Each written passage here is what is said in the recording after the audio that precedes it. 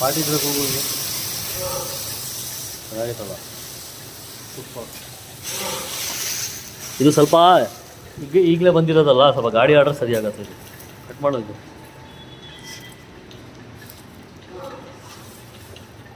ಇದು 32 ಚೀಲ. ಇದು ಬಂದು 21 ಅಲ್ಲ ಮಂಜ?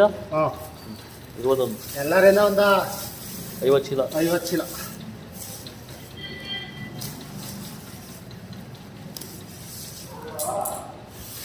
ಬಜಾರ್ನಲ್ಲಿ ಉಲ್ಟಾ ಬೂಟಿ ಇಲ್ಲ.